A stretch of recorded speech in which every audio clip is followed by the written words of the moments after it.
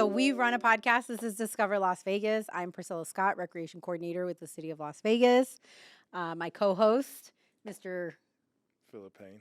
Oh, you don't know me now, huh? I don't know you now. Phil and I have been friends for life, probably since we were like middle school, high school, right around there. And now for the last year and some change, we actually get to work together. So sometimes it can be a little chaotic in here. Um, and you might hear some choice words from time to time, but he knows how to work this nerve like right here. And I say if I ever get a gray hair, it's going to have a name on it. But introduce yourselves, gentlemen. I'm Miles Stewart. I'm number 4 on Howard men's basketball team. I'm a business management major from Orlando, Florida. Okay. How y'all doing? My name is Bryce Harris. I'm a junior accounting major from Long Island, New York. I'm number 34 for Howard University men's basketball. Yeah, so we have Howard men's basketball here in the building with us today. Oh, my fault. Also a member of Phi Beta Sigma Fraternity Incorporated. Okay. Yes, sir. Okay. Okay. So Phil here, I'm going to jump in and introduce him, and then he can talk for himself too. But he was a 4-year wide receiver for UNLV. He mastered the one-handed catch. So I don't like to dive into the yearbook. You know, I'm but going to have to go back and watch the film now. you do have to go back and watch. Look the 'em up. film. So very excited, and obviously basketball ties into recreation, and this facility in itself is a completely different recreation model, right? We don't have an indoor gym. We don't do traditional like gymnastics and ballet and arts and crafts and cooking classes like you'd normally find. Like our facility is all, into the new age. Like we do recording, we have our podcast studio, we have e-gaming, 3D printing, coding, lots of fun stuff. So it was really cool today while you guys were here to watch you guys just like jump in and start like just diving into like all the software and stuff. So dive it in. They went crazy. I know it's like music was blaring, all sorts of stuff. So tell us a little bit about kind of how you got started in that. You want to start first? Yeah, I'll start. So the way I got started was when I was a kid. Like I was always interested in music. Like I got these little apps on the App Store, the little drum machines. And one of my family friends actually taught me like how to use it and utilize it a little bit better. And I just went from there. Went a couple years just using my iPad, making little beats. They weren't very good at the time, but that was when I was younger. And I eventually started getting into more like the computer and like getting the softwares and getting more sounds and learning tutorials on YouTube. I still do that to this day. I'm still learning.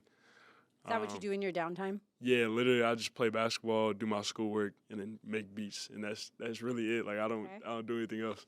I don't have my PlayStation or anything in my dorm, so I just make beats, and I do it all day. Like I love it. So Okay.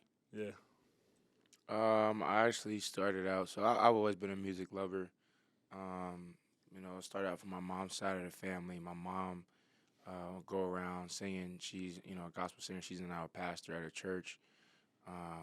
You can go down the line. My cousin's I'm talking about, like, world-class talent drummer. He's one of them.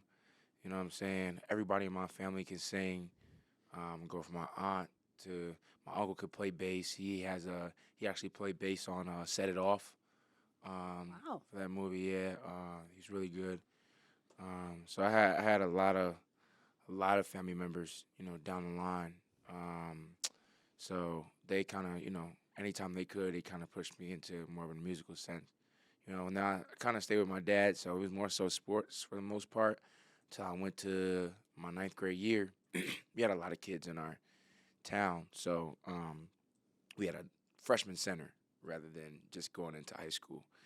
And I was in chorus and everything like that. And during our lunch period, the chorus teacher would allow us to go, and he would have like Macs all around the thing. So we would be on GarageBand, and just like Miles was saying, like wasn't very good. You know what I'm saying? I'm just trying to mimic the things that I hear. The sounds just aren't the same. You know what I'm saying? But eventually, I was doing tutorials, and I was able to stumble on FL Studio. you know. And when I stumbled on that, I was using the demo version. You know, using the demo version, and I had to start the beat and finish the beat, because if not, I would have lost it if I would have just, you know, came back to it later. So after a while, I just learned a lot more. I feel like, you know, I could always hear melodies by ear. I didn't really know how to play instruments, but I could play it if I can, you know, If you could hear it. yeah, if I can hear it. So it's kind of how that started. And now it's probably like year 6, 7 into making beats for real. Yeah, probably is. It's probably 7 years. Wow. We probably started around like the same time. Yeah, I started my ninth Like, grade year. yeah, eighth, ninth 21 now. Shoot. Yeah. That was like 2015, 2016. So, So that's what you do in your off time too. uh, Which one of you was the rapper? Neither, I'm no. about to say neither. I could Well, rap. actually, oh yeah, no, Bryce. No, he can rap. He can rap. But Yeah, for like sure. for me, if I make music, I like to make music for myself. Now I'm not like making music to release it or anything Yeah. like that. And I know some people would be like, "That's crazy," you know. You just, you know, they call it sitting on money and that type of thing. But nah, I personally enjoy what I like to hear, so I just, you know, do it for myself. But yeah, I mean, like now I don't really do it as much. You know, I just have a lot of beats that I listen to. And I got, like I said, I got a new laptop, so new hard drive, and you know I got to do the whole process again to getting the software back. But besides that, recently past couple months, no, but I'm definitely like this definitely sparked something, so I'm about to get back Yeah. into it. For sure. That's love. What's y'all biggest influences in regards to how y'all produce? So I know, I mean, we was in there. I know you got an old soul, man, and you ain't old. So it's like, what's y'all biggest influences? My biggest influence to start. So I used to really only do like samplings. I would do like the drum machine. I had an iMachine that I connected to my computer, and I would chop samples. That's all I knew how to do.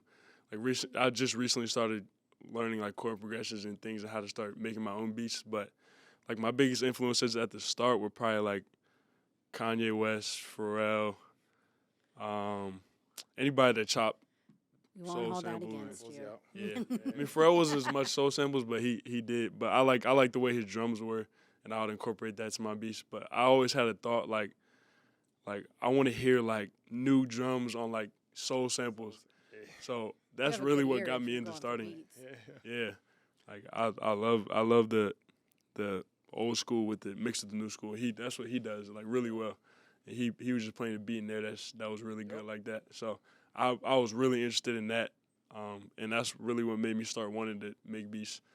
So I can. It's really like you said for myself. Like I make beats so I can listen to them. Like if I want to hear something, I just go make it instead of trying to wait for someone else to make it. Exactly. So that's really what started me off. Like I'll probably say so. Like for me, my interest in music goes all over the place. Like I listen to all genres. When I say I listen to all genres, I talk about every single one. I got metal songs in my me too. Yeah. my iPhone. I got classical music. I mean, you name it. But I'll probably say from a producer standpoint, definitely got to go. You know, like Honorable C Note. You know, he's a good one. Zaytoven, Benny X. Benny X is up next. Yeah, Benny X is up next. He's definitely one of those He's the guys.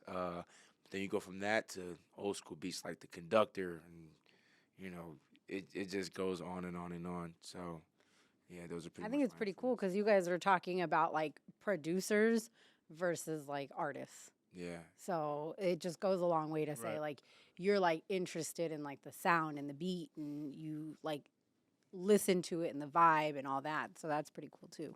Yeah, I was always more fascinated in the producing part rather than the rapper. yeah. I mean, it all depends too, because a lot of artists, you know, you don't know, dabble in their own music, or it's just all them. So, like, for example, I give credit to artists who choose good beats. You know what I'm saying? So, like, Lil Uzi is really good at choosing beats. You know what I'm saying? Like, he's really good at, because it fluctuates, but he's very experimental. And, you know, I could say that, and I definitely like something like that, but more of a old school feel, like someone that does both. You know, like guys like Stevie Wonder. You know, like they make their beat from like top to bottom. You know what I mean? Like Stevie Wonder will start off with the drums, and next thing you know he's on the piano. Next thing you know he's on the guitar, or whatever I don't know how many instruments he played, but he just did such an amazing job with a lot of his albums, man. And that's definitely another one of my inspirations too, artist wise. Okay, so you guys got started roughly about the same age, like freshman year of high school, correct? Mm-hmm. Yep. So we get a lot of kids ages like 12 to 17, 13 to 17 that come in here. Some of them naturally, like he reminds me of Jair, just like naturally like gravitates into the control room or the studio. They're like ready to go when it comes to making a beat. At what point would you say it like just like sparked for you? Because I know you're saying like it's kind of in your blood, but when did it spark for you? So I'll probably say it definitely sparked for me. It sparked once I started to figure out how to get sounds that I wanted onto FL Studio. Once I was able to get sounds that I wanted, because the melody, I can make that work. You know what I'm saying? The drums, there's certain drums that I need I need to make it work. You know what I'm saying? Like I could probably finesse it, but the kick's not gonna hit as hard as I want it to hit, or the hi-hat isn't gonna be as snappy, or I can't fill in snare fillings for my claps. You know what I'm saying? Like it's once I was able to figure out how to get my drums into my software, like it was over. Because at that point, I felt like I was in full control. I knew how to use the software. I knew how to use the program. Because when you first start making beats, that's the only thing that's stopping you is the sounds you want and learning how to use the software to move efficiently through making beats. So For me, I'd say my spark actually comes from like listening to music. Like for me, I can't get through a whole album without saying, "All right, I'm about to get on my computer and make a beat." Like I can't finish it because I get too inspired. It's just like when I'm watching a basketball game. It's like it makes me want to go shoot or go get some work in or something. So those go hand in hand. Like I get inspiration from other people, but also I've found when I really started to love it was when other people would like hear what I was doing and like, cause at first everybody'd be like, "Oh, that's all right, that's cool," but then it was like when my brother and like my mom and dad would be like, "Oh, like you're good at this." So I was like, I guess like I should keep going and try and make something with this. So How do you guys like? What are the similarities in what you're doing with beat making to what you're doing with your respective roles on the Howard basketball team? Well, that's a good question. honestly, in terms of you talking about basically how do they like relate to each other? Mm-hmm. To be real with you, they relate in a way that I know for my role specifically, a lot of it has to do with being emotion, being passionate. You know what I'm saying? And I think when it comes to beat making, I use that similar emotion and passion for beat making. Like in a way, like not in a way, but it's just for us to really express ourselves. You know what I'm saying? And I feel like when I'm out hooping, I use that same emotion and passion to express myself that I use making beats. So when I get on the court, there's a certain type of dynamic, a certain type of things that I want, a certain type of, vibe that you want to, establish. You know what I'm saying? While you're on the court, a certain type of presence that you want to establish. But when you're making beats, you also want a certain vibe. You also want a certain presence to the beat that you're making. You want the listener to be able to hear what you're thinking in the moment. So, yeah. I say a way I can relate my role in the team. So my role is like more of a high energy guy. I'll do whatever they need me to do, but I have to do it with high energy. I have to give energy to the team. So when I'm making beats, you can kind of see that. Like a lot of them are like higher energy, fast paced. I mean, I try and experiment with all genres, but like naturally when I'm making a beat, like the BPM is high. That's just what I gravitate to naturally. So I say that's how my role can connect to my music. Awesome. So we're gonna wind down in a minute, but you having been a former, student athlete, and now being, post graduation in the real world with a full time job, what advice would you give to fellow student athletes that are still on the path that you've already kind of navigated through? I mean, advice-wise, I think they on the right path. You know what I'm saying? They're keeping themselves busy with things that they love to do. You know what I'm saying? Because realistically, when you go into any student athlete role, man, it's not really a lot of extracurricular time. You know what I'm saying? And to be able to use that extracurricular time to do stuff that you love to do, that can eventually put you in a place where, you know what I'm saying, you want to be, especially in regards to playing the sport, because, you know what I'm saying, everybody, I mean, I don't know too many athletes that don't listen to music either pre-game or before to get them even into that mode to be able to go produce, you know. So I don't know if I got too much advice, but just to continue to do, you know what I'm saying, which I like to do, you know what I'm saying, with that passion, that drive, because, you know what I'm saying, if you live in a life with full passion and that drive, I mean, you can't really go wrong. Right. Appreciate that. Thank you. Yeah. And then for you guys, I mentioned our demographics earlier when we kind of went through the facility and stuff. What advice would you give to a younger you? Like a 12, 13-year-old you? Go first. Yeah, I'll go first. I know exactly what I want to say. Go ahead. Well, nah, you go then. Be honest with you, if I tell my 13, 14 you said? 13, 14-year-old self, honestly, I just really would tell them to take advantage of not just the opportunity, but take advantage of the opportunity to get better at whatever you want to get better at. You know what I'm saying?